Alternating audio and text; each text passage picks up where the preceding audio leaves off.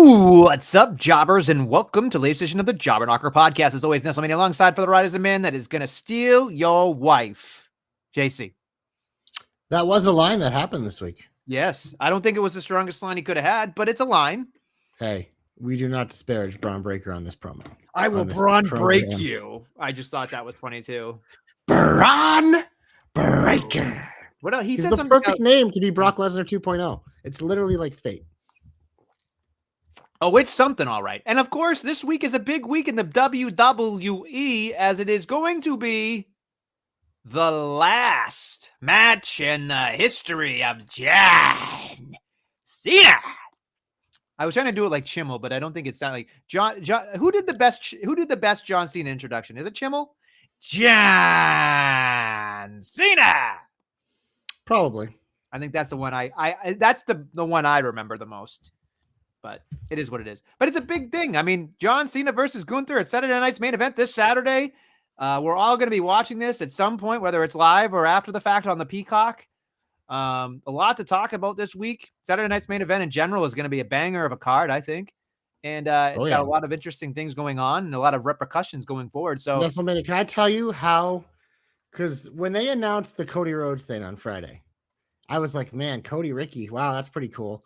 I'm like, but imagine if Oba won. By God, we're getting Cody Rhodes versus Oba Femi. And it's not going to main event. That's because it's John Cena's last match. But holy fucking shit. Like, this is like the match of matches. And you know Cody fucking requested it. When he heard John's idea, he's like, give me the big man. Here's my thing. I mean, we can talk about it later, but I'm just thinking to myself, I know some of these people are they're there to get the rub and they're there to get the experience, and that's fine. But you could make an argument for at least two of these matches where the NXT people could win. That's all. Spoiler alert, I will be picking one NXT person to win on Saturday. Yeah. Just one, though. Okay. That's fine. It is what it is. It is what it is, folks. All right? Anyway, WrestleMania. We should get into the shine. We will talk more about Saturday Night's Main Event along the way and at the end of the show when we do our predictions. But we will start in the shine because much like Cody Rhodes and Oba Femi, we always start in the shine. And you know what, Nestlemania? This guy might just be leading the shine till the end of time. Dun, dun, dun, dun, dun, dun. The real tribal chief, Solo Sikoa, the leader of the MFT. His promo this week, man. It's just like week after week, like his promos, it's just like he has gotten so good. Like his growth from when he had to take over for Roman Reigns and was put in that impossible situation, like all that stuff he went through and all like the criticism he got from people, it's like, it's all paid off because this dude is on another fucking level. I love that he is like on SmackDown 2 away from some of the guys on Raw so he can really shine with these promos. But man, I don't give a fuck about the Wyatts, but he's made me want to watch this fucking 5-on-5, wherever the fuck it's going to be brawl because he's so fucking good. So Solo Sikoa, once again, is leading my shine this week. Listen, I'll say this much. I'm glad you said it because it was going to be one of the top things I said this week. But there was a line in here that I really hope people understand. All it takes sometimes is one line. All it takes is one little crumb for something to go from good to great, right?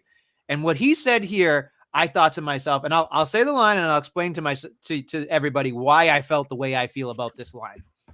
He looked directly in the camera. He said, "You know what, Howdy?" He goes, "What's Bray's is yours. And when I beat you, it becomes mine." And I was like, that's a line from a villain in a movie. And I was thinking to myself, think about how beloved Bray Wyatt is as a character when he was alive, right? People love him. They think he's a creative genius. He's just out there. There's one of one in terms of just different guy. Creates an entire universe into himself. Passes away. The legacy and the lineage goes on to the Wyatt 6, which we can debate another day. But Howdy is the present being connection to the Wyatts.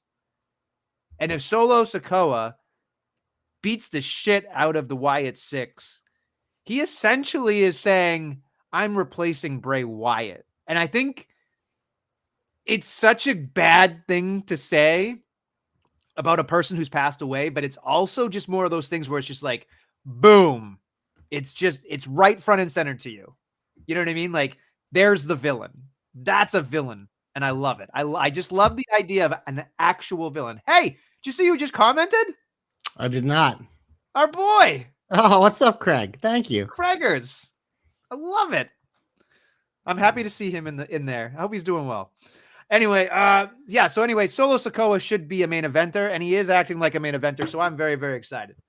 Yeah, I will say once again, I will lay down a marker. 2026 will be the year of Solo Sikoa. He will ascend even beyond what he is now. So super psyched for that Nestlemania. But you know what? We had some bangers this week on Monday Night Raw. In the division that we like to criticize the most, the Raw Women's Division had not one Nestlemania, but two absolute bangers. I probably, that's tough, man. Because Roxy and Lyra was incredible. Io and Kyrie was incredible. I don't know which one I liked better. Which one did you like better? Is it even fair to choose because they're both so good? Well, look, I made the comment in the Twitterverse, but I actually was watching Roxy versus Lyra, and I thought to myself, the internet versions that are watching this match right now are doing this, and they're pretending that these two girls are fighting over the virgins. Like, that's the match. That's the match to me. And I think the other match was fantastic as well. But there's something about Lyra, as we've talked about. There's something about Roxy that just feels like it's grapples. They have great chemistry too. You know what I mean? It's a little bit of a grapple. Yeah, they might be like everyone has like their soulmate that they come up with. Those two, whenever they get in the ring, it's just chef kiss. It's fluid. Yeah. It looks good. And I nothing against the Io and the Kyrie match, because that's fantastic too. But to me, I thought when I watched Roxy and Lyra, I went, whoo, this to me is going to be a thing that we're dealing with for a very, very long time. We just scratched the surface on the main roster here. So I love both of them. I mean, I love Io and Kyrie as well, but it's just Roxy is so wise beyond her She's years. the best women's wrestler in the world. I said it last year. I'm still saying it. I will not stop saying it. But here's the thing. Lyra's missing a couple of pieces, and she's getting those crumbs along the way. But the thing is when I watch Lyra, I still believe, and a lot of people are going to hate on this, I still believe, it's not hyperbole. I think in terms of the bell-to-bell match, she's very good. She's better than most men. I don't disagree with that. I think these are two of the best wrestlers on the roster, period. Yeah. Never mind woman, like just period. And I'm not saying this because I'm thinking with my penis here. I'm literally saying this because I think objectively I am entertained by what they bring to the table. So yeah, they're very good. And I also love the note of with backstage, because we saw Raquel going after Stephanie. We don't have to talk about the other stuff there, but Liv kind of obviously a little pissed because obviously we know Liv is usually likes to be the focus, but now she's cozying up to Roxanne because she realizes, like, you know what? This was a girl I didn't think I'd like, but a Liv Roxanne tag team, you want to talk about the virgins. And Dom, poor Dom. What's he going to do? 2 for 1. I was just going to say, do you think they could do something with that? I don't know. That's a little bit weird. Honestly, there's so many tag teams right now going for the titles, as we talked about last week and they highlighted, but like Liv and Roxy winning them at some point makes a lot of sense.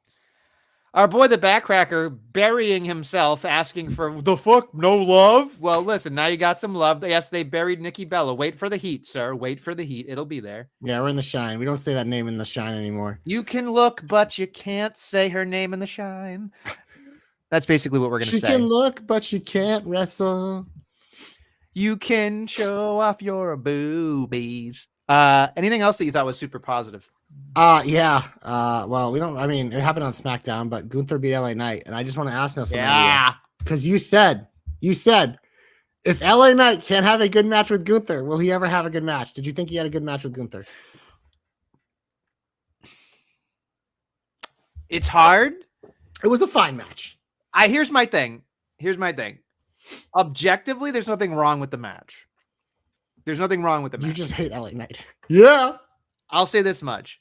There's something about him that he does very well, LA Knight. It's the connection with the crowd. Yes. And I think that supersedes having good matches. Gunther cannot have a bad match. So it's I'm in this weird vortex of like, it's It's in a B+, A-, but I don't think it's a good match for LA Knight. I thought it was what I was more impressed with, and we could talk about this more later if you want.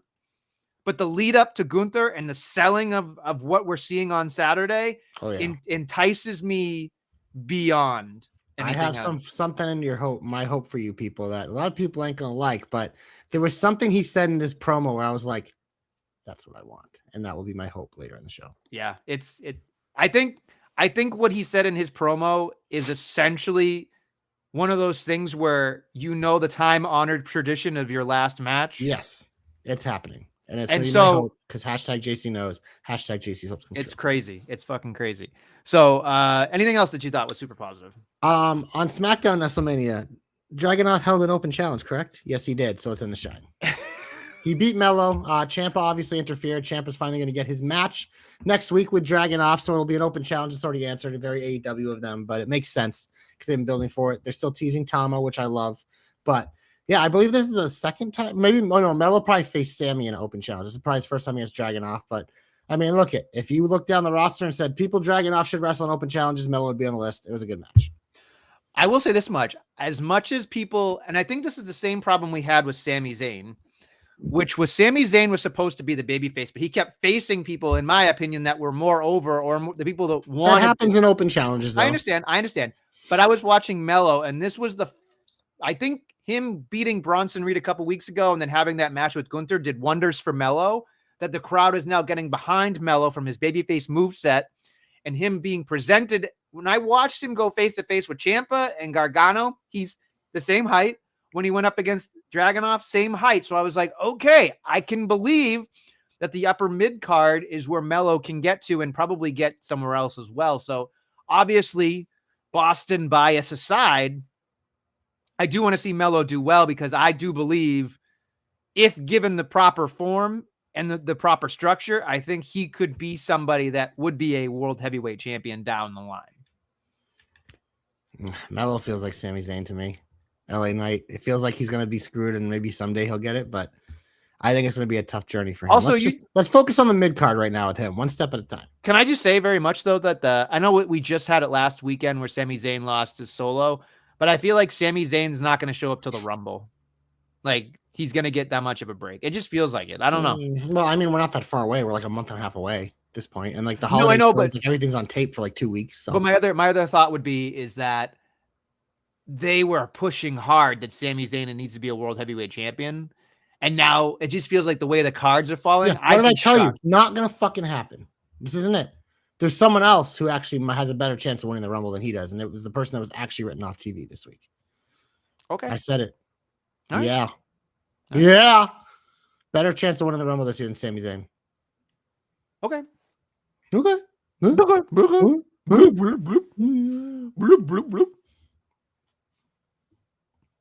Also, I wanted to give a positive shout out to our boy Cody Rhodes. Stud. You know what I've realized about Cody Rhodes? That he's the best wrestler in the world? No, not even close. He is. However, I will say this much. Total package, Lex Luger, perhaps. But Cody Rhodes, I've officially figured out the equation for Cody Rhodes. Quick backstage segments where he beats the piss out of somebody. That's all I need from Cody Rhodes. Because Drew McIntyre getting in that truck, and then, of course, Cody Rhodes beating the crap out of him. I was just like, this is exactly what I want from Cody Rhodes. Well, in fairness, this feud's been going for like 3 months. No, I know that. But what I'm thinking is, like, when I look at Cody Rhodes, I'm like, okay, Cody's a great talker. Probably, in my opinion, right now, one of the best talkers in the biz. But he does a great job in those backstage segments that makes it feel like something is actually happening in danger. So I wanted to give his positive shout out to him because you know it is. But did you just compare it to Lex Luger? It was a joke.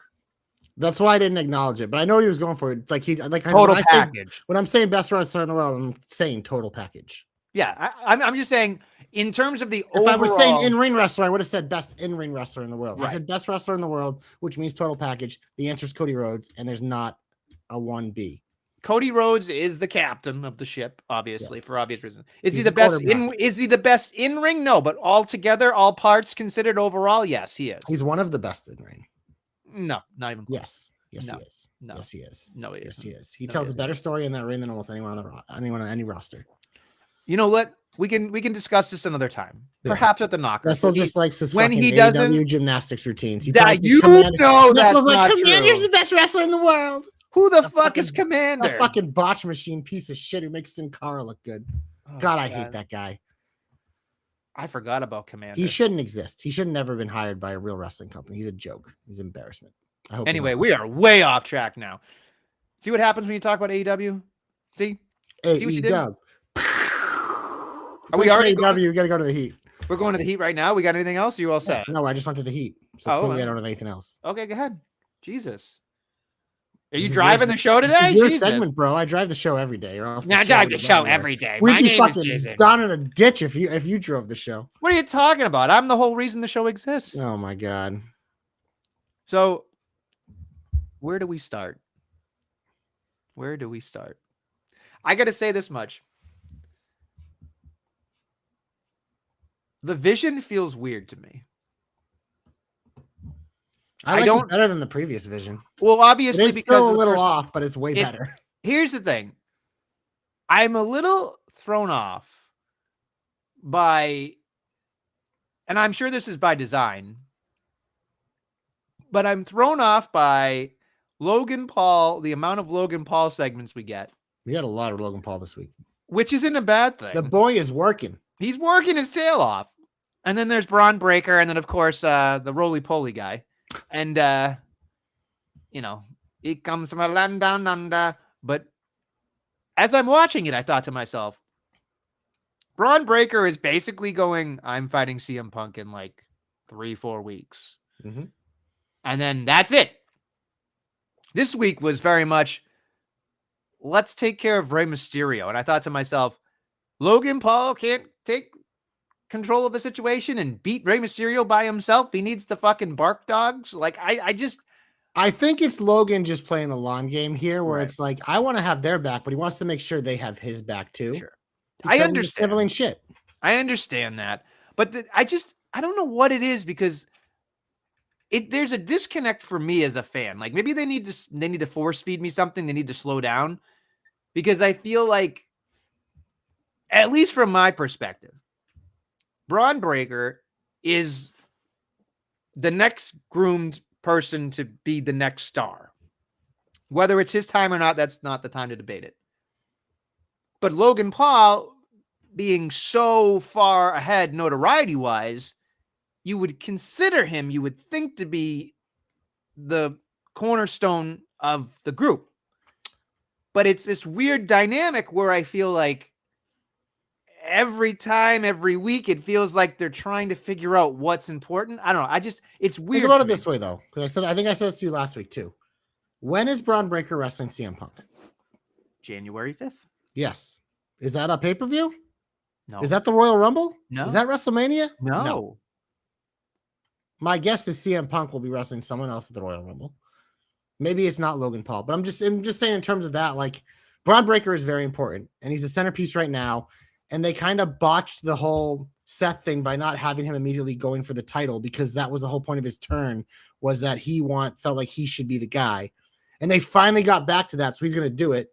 He's inevitably going to fail on January 5th. And then that's where the dynamic could start to shift a little. But I think right now, this is what the dynamic has to be, because this is what the dynamic of the group should have been immediately following the murder of Seth Rollins. But they kind of didn't do that. They kind of had those guys all over the place, and they kind of made you think Bronson Reed meant something, which he doesn't. He's a heavy. Love Bronson, but he's a heavy. And then they just kind of brought Logan Paul in like randomly and never fully explained it, but it's just kind of there, and they're starting to give us more breadcrumbs. Like, you're seeing Heyman really start to like the kid and like his mentality. So they're getting there, but they botched the beginning of this, and now they're trying to fix it. But I think once we get through Braun losing the Punk on January 5th, that's when we'll start to see the dynamic move into a different direction, and we'll figure out, like, where are we going in terms of the Rumble and WrestleMania with this group. Yeah. And then the masked character, of course, comes back. Some people are saying it's different. They're saying it's Montez Ford this time. Maybe, but in Austin Theory, I think it's Austin Theory. Here's the thing. As much as I love Austin Theory, as much as you can look at that man and think he's cut out of granite stone, and I'm sure he's very entertaining and deserves the spot, there's something about Montez Ford that makes me feel like now That would be interesting. I don't know. That guy was not big enough to be Montez Ford. Montez Ford's fucking tall as shit. This guy was a short little white guy. I don't know what people are seeing. Nestlemania. That was like that guy was way too short to be Montez Ford. You know how fucking tall he is? He is a fucking tall man. He is a tall man. The only other theory that I will accept because I think it's hilarious is that it's Jake Paul, which it isn't, but it would be hilarious. I don't think Jake Paul can move like that. Plus, he's also about to get his ass knocked out by a fucking heavyweight. So, okay. Yeah, but in Austin Theory, it's going to be Austin Theory. He's connected to Heyman. He's been connected to Seth before. He has nothing to do. He's been off TV forever. It makes sense. Care to switch gears about a certain person? Sure. Stephanie Vecchia comes out, says, I don't. You look like Beavis and Butthead. That thing. Anyway, Stephanie Vecchia comes out wearing. I love when she talks. Her accent makes me melt, sweat in a good way. Makes you wet with perspiration. Sure. Anyway, she talks and she says, hot chili pepper. She does. She says, I don't talk very much, and then proceeds to talk for like 6 minutes. But that's okay. She can talk to me forever in that broken English. Oh my fucking God. And then of course out comes and I just went, whoo, doggy. There's something that when that music hits, it's like throwing a pot down a hallway. I will say she started off very strong with the walk and talk promo. When she got to the ring, then she got fucking lost and fucked up. And then luckily Raquel came and saved it by fucking taking that pendeja to school. So I love when Raquel starts insulting people in Spanish. It makes her so badass. Raquel is a badass. What exactly was the point that you're making that she fucked up? Just like she lost her pace. Like she had a very good pace. Like when you do those walk and talk promos when you're coming to the ring, like there has to be a certain pace to it so it isn't awkward and clunky. And she was nailing it. Like she would take the step, put the mic down, do it there. But when she got towards the ring, like she lost her sense of pace, and it just like it threw off the whole promo. And I'm like, okay, you just lost me. You had me momentarily, but now I've lost the message because it seems like you're confused. And then Raquel came and killed her, luckily. So. Just watch people when they do a walk and talk promo. Watch a guy like LA Knight. That's something that he fucking succeeds big time in. There are some people who do them well. There are some people who they're really fucking awkward at doing it. And Nikki, I thought was doing well until she got near the ring, and then she just lost all sense of what she was doing, which isn't surprising. It was really interesting to me because I thought she was insufferable. Well, you just don't like her, which is fine. No, listen. It's just like LA Knight. Like he could do something good and you just don't like him. So you find it insufferable. It's okay. But here's the thing.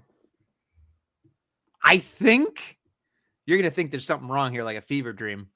There was something so bad about it that I'm starting to like it. It's when you're a heel, it's easier for that to happen. I think here's the thing. I think it's working. Is it turning you on?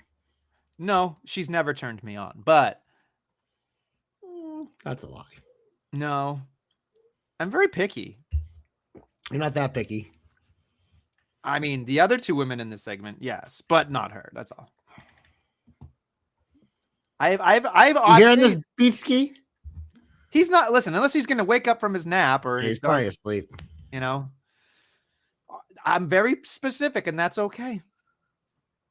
Anyway. Yeah, she's insufferable, but I'm starting to like it. I don't know. It is what it is. The more I think about it, the more it grows on me. I don't know. That's normally how it works. Nestlemania, when she does a little spin, starts to grow. Well, yeah. Let's take a look. Anyway, I'm curious. There's something that got you upset this week. Nothing really upset me. But I think we can. I don't know. Because I know you're going to talk about it later, but it's just like there's something about it that really bothered me. You go for it. They make this big deal about this Jey Uso temper tantrum last week. This big fucking deal about him and this whatever, but they're such fucking cowards and they don't want to lose that entrance. Their answer to a broken Jey Uso and him being messed up is all it took was Brother Jimmy to call and they're just magically a tag team again. Which again, This is coming from the guy who has been saying for a year and a half, I just want the Usos back. And yes, I got excited being like, oh, they're going to wrestle the New Day. They're going to wrestle AJ and Dragon. Like, exciting.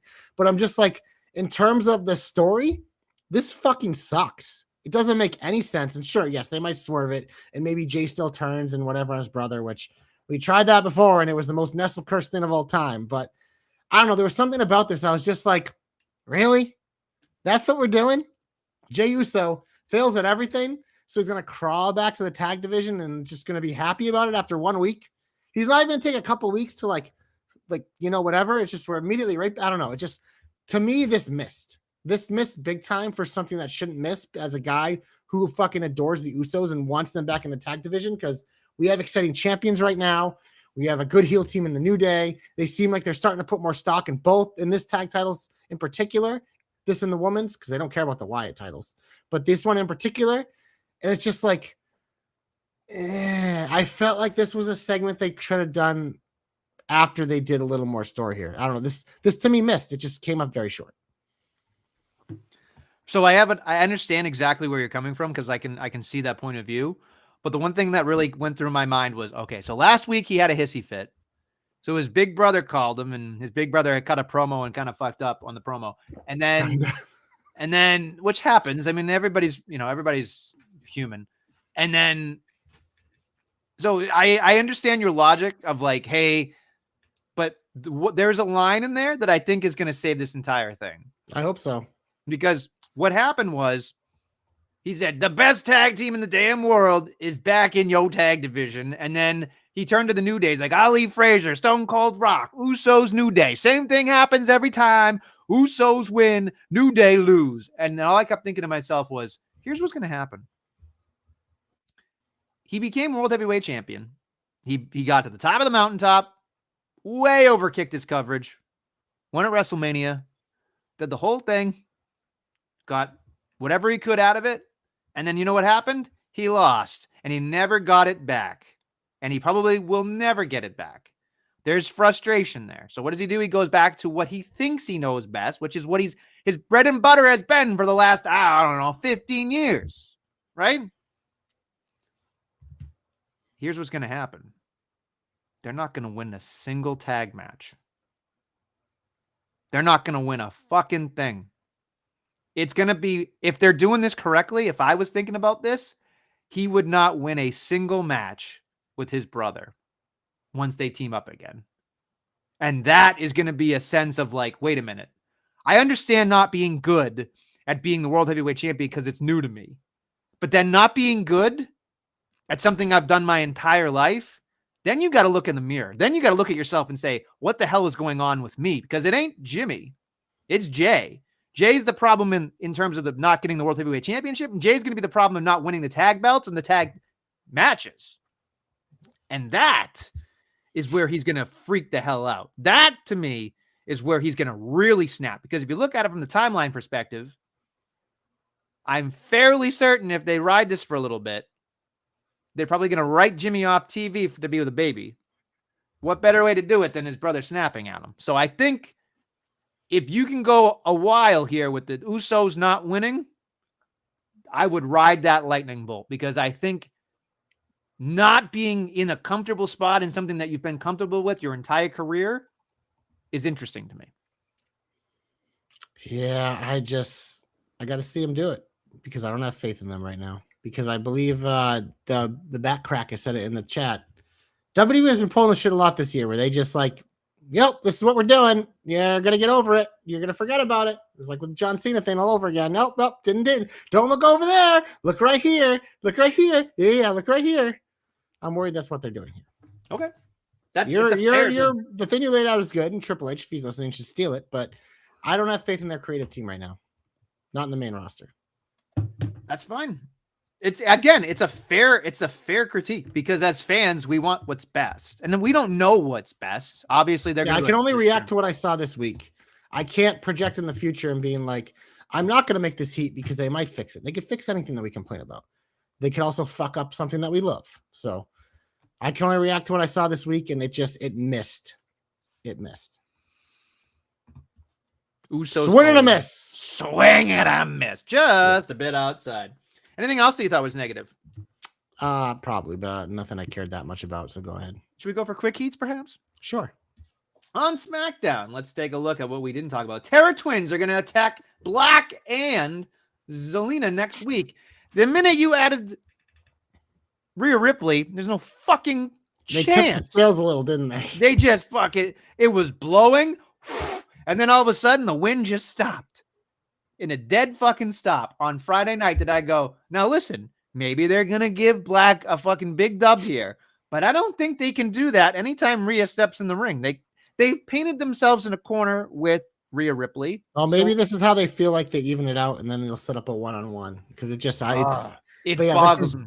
This is an unbalanced match. It bothers me because obviously it's like Rhea Ripley could probably go toe-to-toe with Aleister Black. So it's like, Jesus Christ. It's basically a 2-on-1, 2.5-on-1. I hope he hits her with a black mass because that would infuriate Priest. And if that's the device they use, I'm all for it. I mean, even if he loses and then he attacks her, fine. But I don't think they're going to go that route because here's my issue with this. You can't make Rhea Ripley look vulnerable in this position. Not in a way that they're willing to take the chance. And that to me is why they painted themselves in the corner. That's just me. Alexa Bliss beats Kyrie and Lash and Jack stand tall. Huh? Yeah, they're just just trying to make your girl seem important. That's a big fucking Alba Fire gets a jobber alert. Thanks for coming. I mean, it's whatever. Jade. A storm is coming for everyone. She's just coming on everyone in 3 minutes or less. Premature matulation. Wow, put that on a t-shirt. I swear I can get it done in 3 minutes. Anyway, Fraxium has a fucking promo. Who gives a shit about that? BFAB, saved by Michin. Start the fucking car, Marge. We're going to the Worcester Centrum. Yeah, they're like trying to set up like a Jade versus Michin match matters when we all know Jade's going to beat her in 3 minutes or less. I don't know. And then we go to Raw, which most of Raw was pretty good. I'll give them I enjoyed Raw. AJ and Dragon Lee versus the Raw Raiders. Considering you didn't say anything, I'm going to say Dragon Lee didn't have the best outing here. I'll be honest, I fast-forwarded this entire match because I was time crunched and I wanted to get to the promo. Let me tell you this much. It wasn't good. Right. Dragon Lee didn't have a good outing. I'm not going to do a victory lap. I just want better from him. The future of Lucha Libre? Yeah, he's still the future. He's not the present. Come on. Well, maybe he should figure out what he's doing in the present so he can be the future. He's a current tag team champion. So because AJ Styles has nothing to do, so we're going to give it to somebody. Yeah, well, you know what? They chose Dragon Lee, not just somebody. They could have chose anyone. They chose Dragon Lee. Because he was the most available, warm body. The future of Lucha Libre. You can keep saying what you want. We didn't talk about this, but I enjoyed it still. But Natty and Maxine had another again promo, which was a thing. But at the end of it, when she said again, I went, for fuck's sake, we're going to get another one next week, which means we're kicking the Becky rematch down the line. No, Becky's got to worry about AJ. I know, but I just feel like we're in this weird vortex where it's like, okay, so Ivy Nile wants a fucking match. All these people want matches, and it's like Maxine's like being protected. It's like we're giving her more time with Natty. Why? I mean, the promos are decent, but I was just like, we're just kicking the can down the road, Yeah. Also, you didn't bring up the fact that there was a tsunami on a car. I feel like you like those spots. I do like those spots. It was fun. LA Knight written off TV, gonna make a big return at the Royal Rumble, get a big pop, and potentially win in fucking Saudi Arabia or the fuck it is. Pop. There's a real scenario in WrestleMania he could win the Royal Rumble. Sure, you can talk me into that. I don't want it to happen, but like we saw it last year, like they were willing to do it with Jey Uso. If they're willing to do it with Jey Uso, they're sure as hell going to be willing to do it with LA Knight. I'm just wondering if Saudi Arabia has their people. Like, are there people that they get the same reactions as the same people over there they do over here? It's no. I'm just curious if there is fans are fans, dude. It doesn't matter where they're from.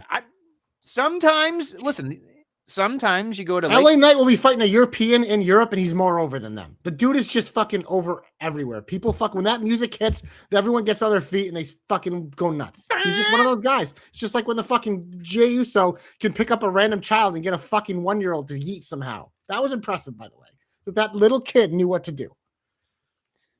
I mean, It's not hard to do this. No, I know, but just be in the moment. Like you don't have children, so I'm going to lay this up for you. Very young. Listen. Young. That child was too young to yeet. Listen, everybody's got to yeet. But what I will say, that's what I'm saying, is have you ever seen a toddler? It's adorable. Have you ever seen a toddler or even a child, an infant, get in the chair and bang their hands on the fucking table? Because that's all he was looking for. This was like in tune. It was on cue. It just This was impressive. That kid had a better performance than you've ever had in your life at anything. Wow, that's saying something. You should have given that kid your comeback then. No, might have a better comeback. All I'm saying is maybe he wanted mother's milk. That's all. You never know. I don't know. Maybe he was hungry. I don't know. He slapped. And also, why isn't that baby sleeping at 9 o'clock at night?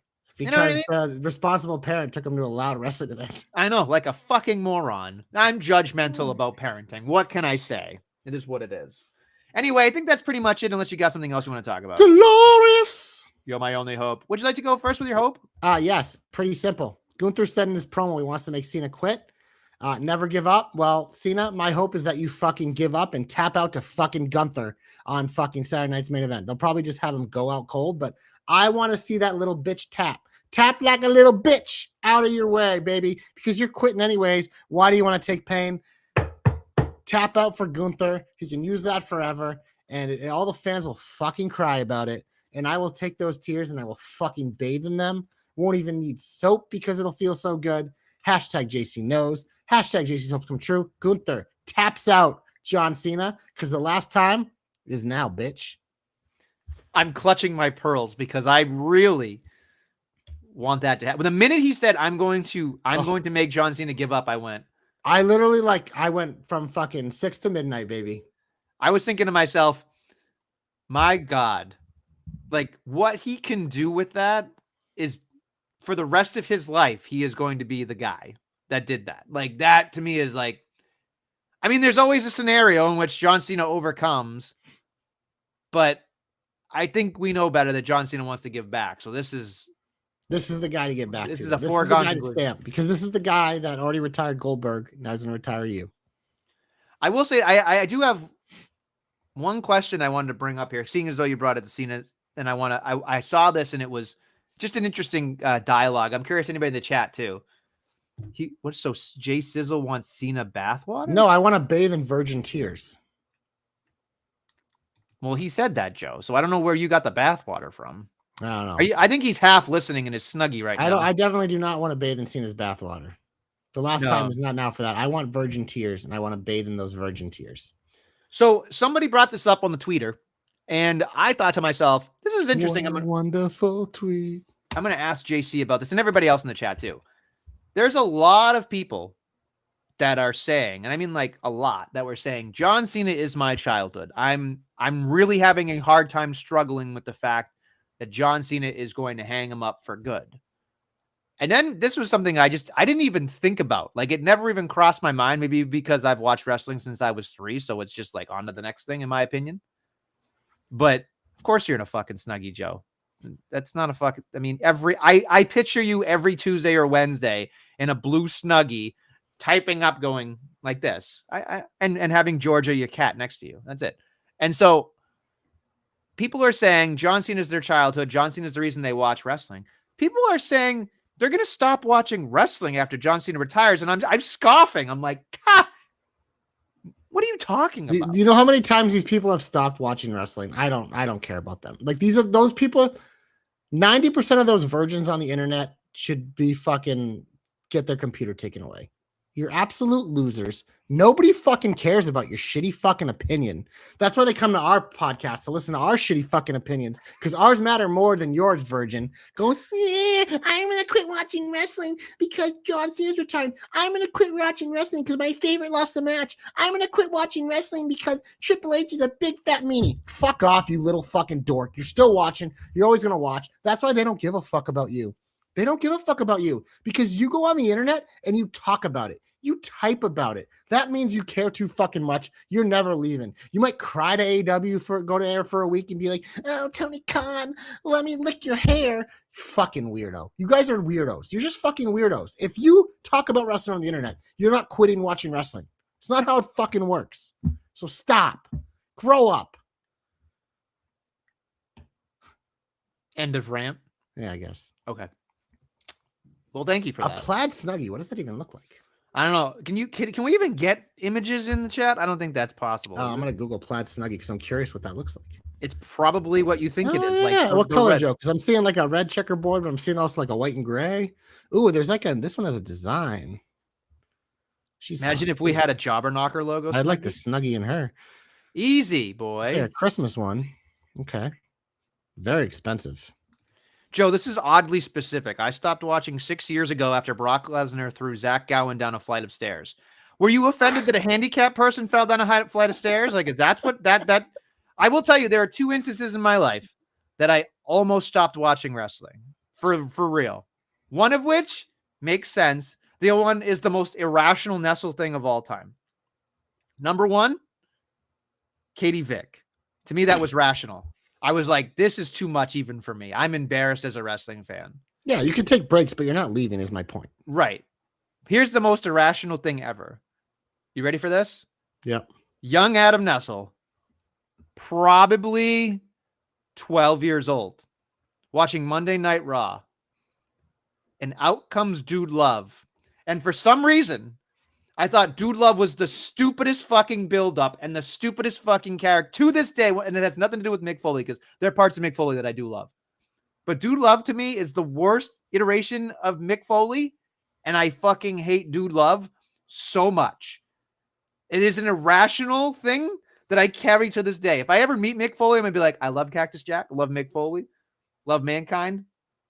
Fucking hate Dude Love. Like, I cannot tell you how much I have broken Dude Love figures. Like, I cannot deal with Dude Love. Hate it. Absolutely hate it. It's like, Dude Love, Kelly.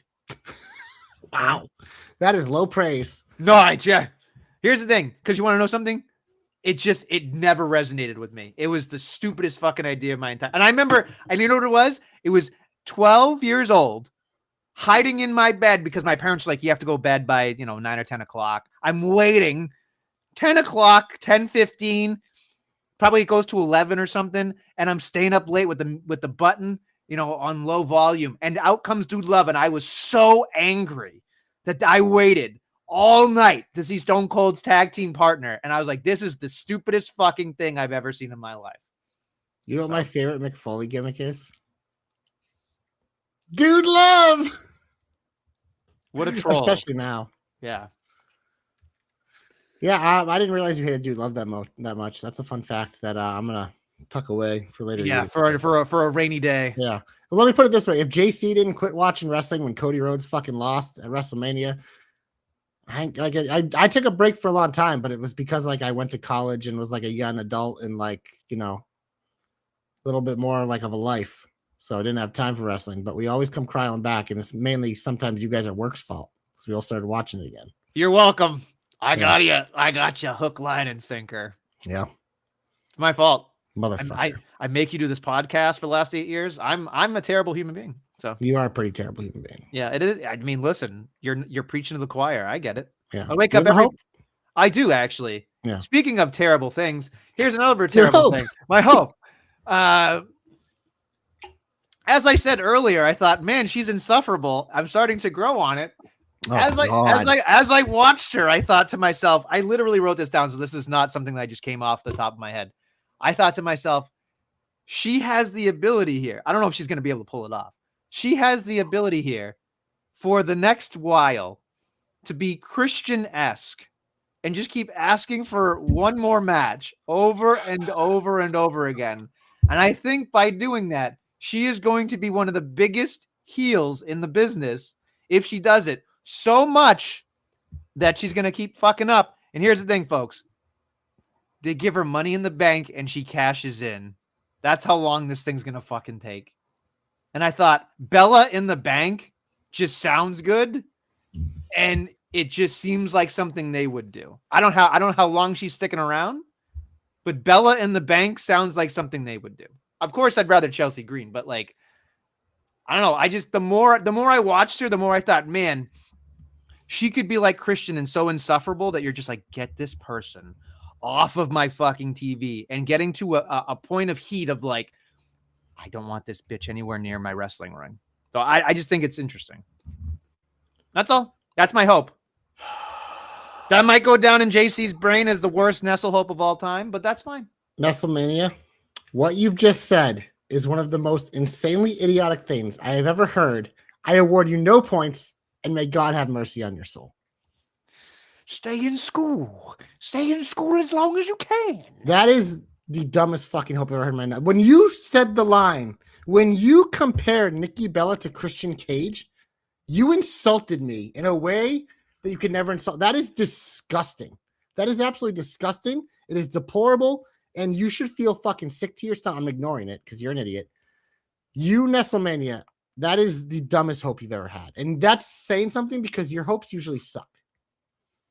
Look at the comment, bro. She's not going to be around by the time we get to Money in the Bank. That bitch is going to get so bored. You can look, but you she's can't. She's going to fucking crawl into some other place. Fucking trying to be famous somewhere else. Talk about how she doesn't want men. She's going to go after some man. She won't be around. She's going to take that WrestleMania paycheck and be on her way. I cannot wait for her to. If she wins, listen. If this she's is not winning, if she okay, the only one she might win the Intercontinental title. Okay, great. If she wins Money in the Bank, because you're so against it and you think it's never going to fucking happen. Fucking July or whenever that stupid event is. Okay, but listen to me. If she is, you're an idiot. If just humor me, it's called content creation. Ugh. Just fucking listen for 2 seconds, could you? Nope. I do feel sick to my stomach. Well, maybe you should go talk to your doctor. Okay. Nobody knows. Listen, is it heartburn? Heartburn, substance, indigestion, upset stomach, diarrhea, Pepto-Bismol. Listen, I'm going to go out on a limb here. JC, if she wins Money in the Bank, if she becomes Bella in the Bank, I want you to come on this program and I want you to declare that I am the smartest man alive. That's it. If Nikki Bella wins Money in the Bank, I will stop watching wrestling.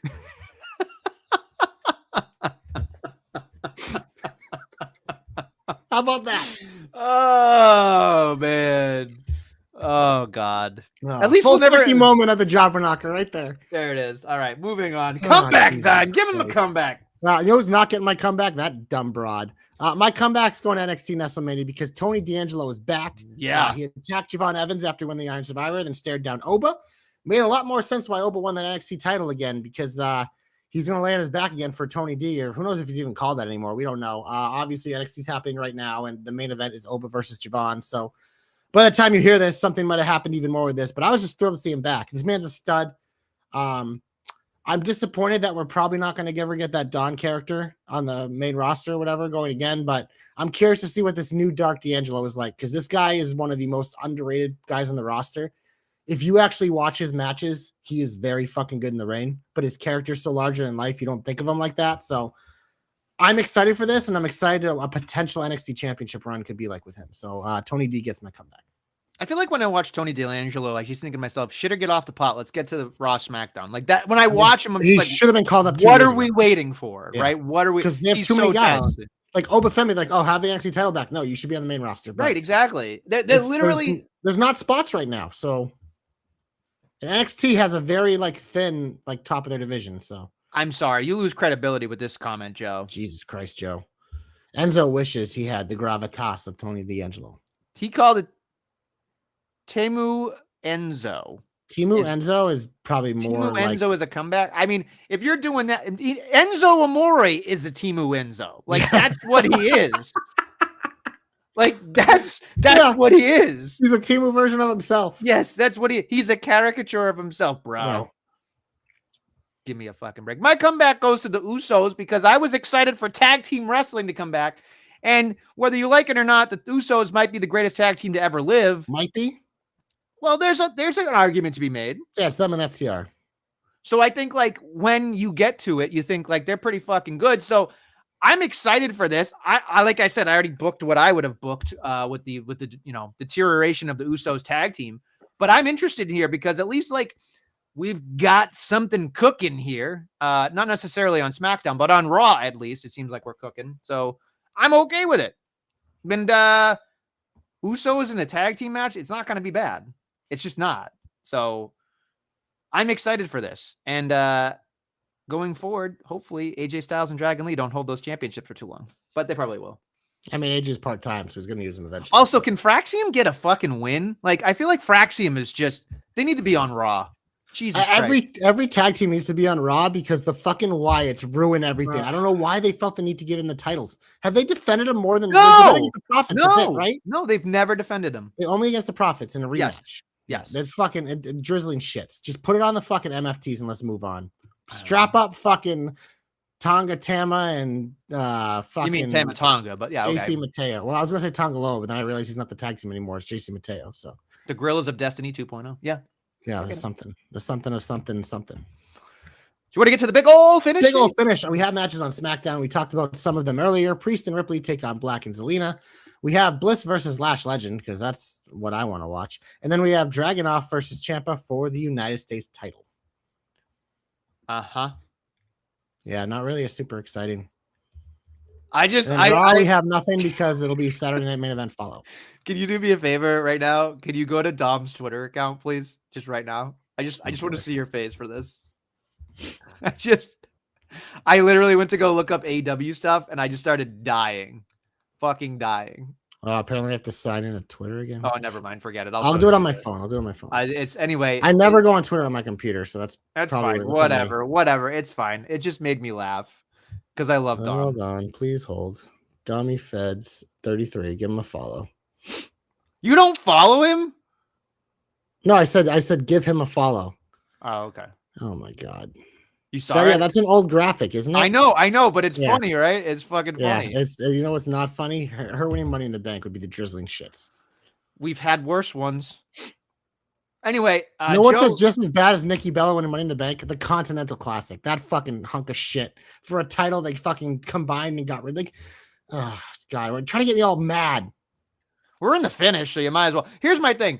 I was giddy. I was like, all right, I'm going to turn on. We just did the knocker. I'm going to go, fast forward through Collision and all. I mean, for Dynamite, excuse me. And I kept thinking, man, is the Continental Classic not the greatest reason for Tony Khan to not have continuity and storyline telling? Yeah, we talk about it every year. It's it wastes the book. It's like put it on cruise control. It makes no. And then like on top of that, fucking Pussy Boy beat Moxley in the main event. I saw. Right. That was hilarious.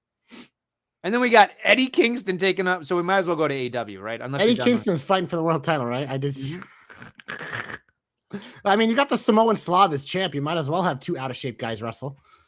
I mean, maybe they can fight over sausage pizza. I don't know. They have so many titles in Nestlemania. How is that your world title picture with the talent you have in that roster? It should be fucking embarrassed. Fucking embarrassed. But yeah, go jerk off to your Continental Classic and your TNT champion. Reach for the sky, boy. Tomorrow night, though, they crown tag champs yet? Women tag champs. That's a thing. We're getting to the women's tag team final. Who is it? It's your girls, Toni Storm and Mina.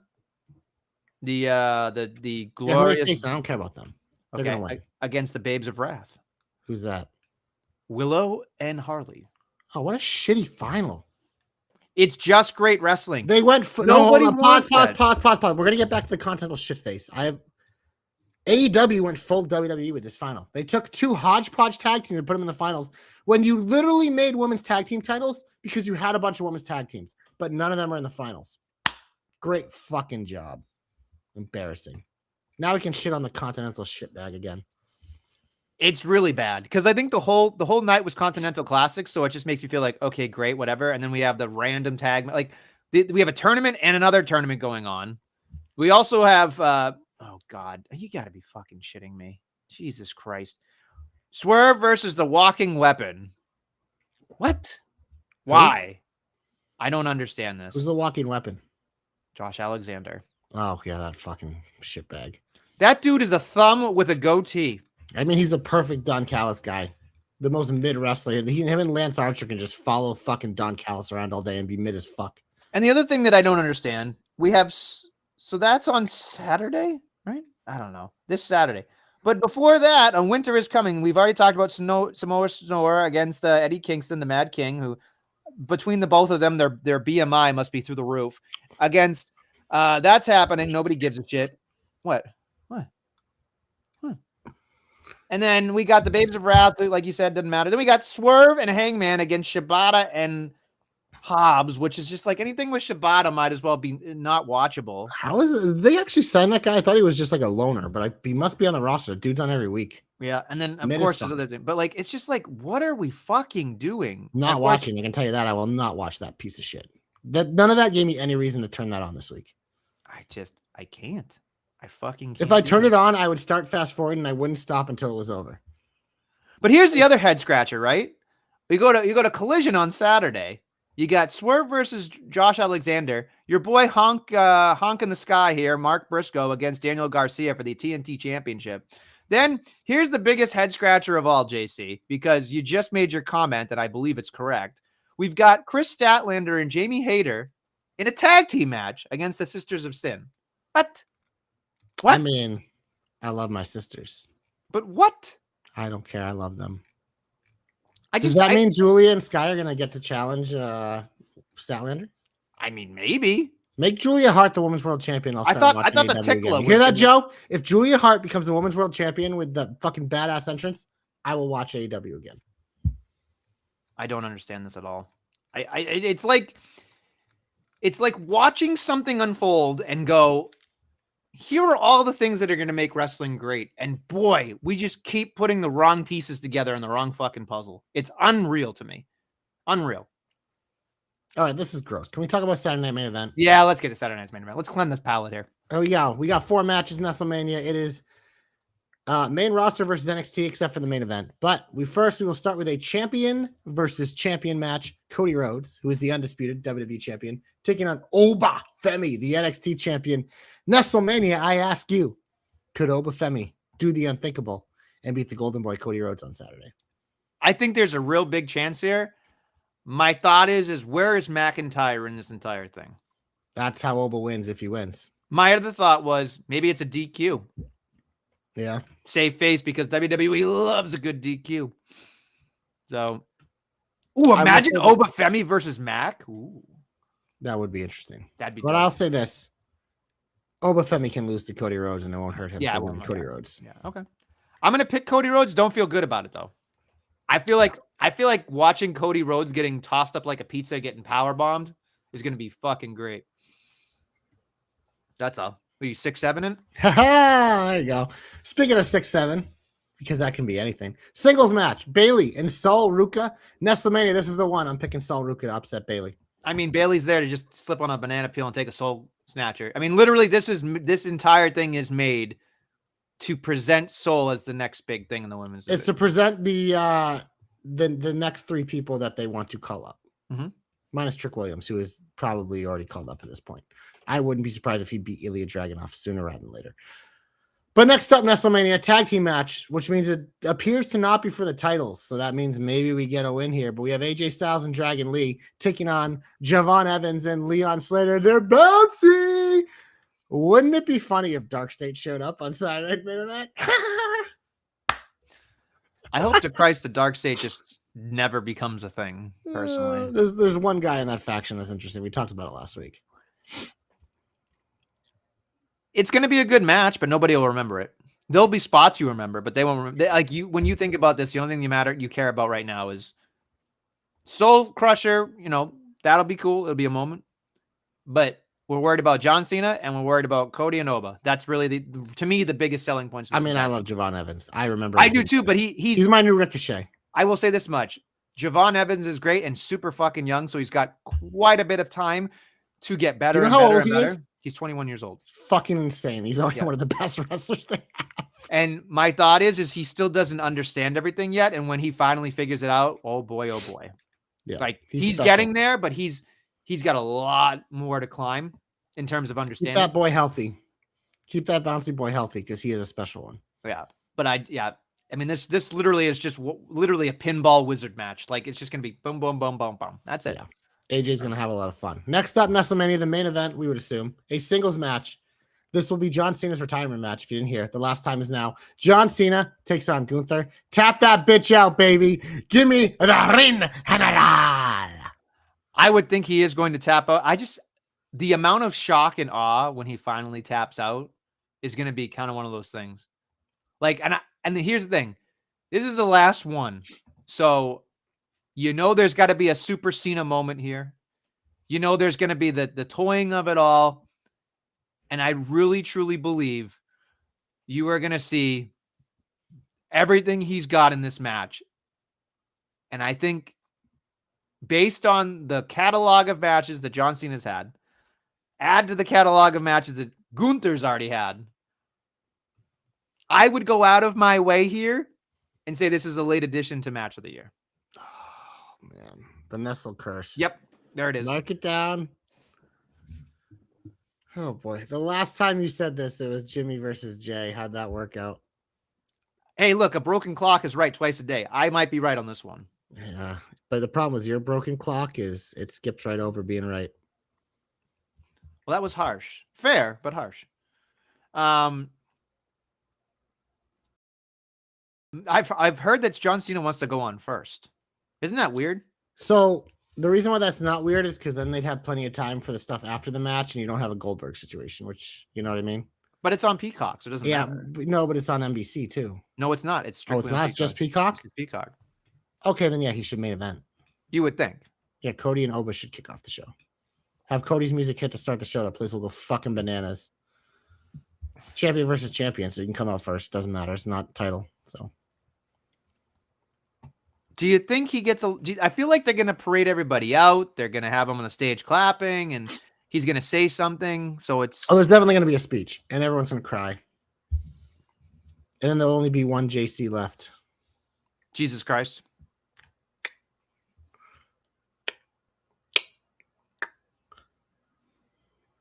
Sure. You're also forgetting JC Mateo, but that's okay. That's fine. I'm just saying. I didn't forget. Oh, you did. For sure. He's a little forgetful. Well, that's because he's good for him. He's locked up till 2028. Yeah. Because if not, that signing still, when they made it, I was just like, he just doesn't seem like a guy they need. But before we head out, I know he says he's going to stop wrestling forever, but I can't help but feel like having John Cena walk out in anything but jorts to me is bizarre. How bizarre. How bizarre. It's just weird, right? Like, how can you have him ever go in the arena again without his getup? I don't get that. Like, last time is now, Adam. Like, to me, he doesn't have to wrestle, but there's still attitude adjustments, and you can't see me's and the 5-knuckle shuffle that can happen. Like, I'm not complete. I mean, I'm sold on it being his last match. I get that, but I'm not sold on him coming back from time and time again. Oh, of course he'll come back for appearances. Like, he's going to have a deal with WWE, a Legends deal or whatever. He's going to show up here and there when they want him. He'll be at some WrestleManias, but I mean, the thing for him is like, then now he's literally like took time away from his acting career to do this, like to make this full time. So he will go back to being full time that. And it's hard. It's hard. We've seen it. Like, it's hard for these guys to balance it. If you're serious, if you're a guy like Cena and The Rock, who's in constant movies, like, it's too hard to balance. So it's just like he gave it all one last time, and after this, it'll just be appearances. That's fair. Yeah, that's fair. The last time is now. Overall, do you think this last match can make up for the rest of what we've watched this last year? I don't care about that. That just doesn't bother me. We've talked about this entire year. It started with a bang and is ending well. That's all I care about. Okay. You know, some good bread on this John Cena run. Some nice, delicious scally bread or whatever your favorite bread is. Sourdough. It's good for the stomach. That's what I eat now. Whatever kind of bread you want. If you want a little focaccia, a little ciabatta. Not fucking shit bada. You know, it was good bread. But yeah, the middle, a little underestimated. You know, you got a veggie special. You're hoping for a little more meat. But Gunther's going to top bun this bitch in a big way. That didn't sound like that in my head. No, I know, but top bun made me think like the opposite of a power bottom. It was just so funny to me. Top bun him. Oh, man. He's going to fucking hot dog him. All right. On that note, I think we're good. Tony D attacked Ethan Page. He's going after everyone. All right. Are you good? Are you good? Okay. All right. On that note, thank you for listening and watching the Jobber Knocker podcast. We'll be back next week with some more Jobber frickin' Knockery. The last time is now.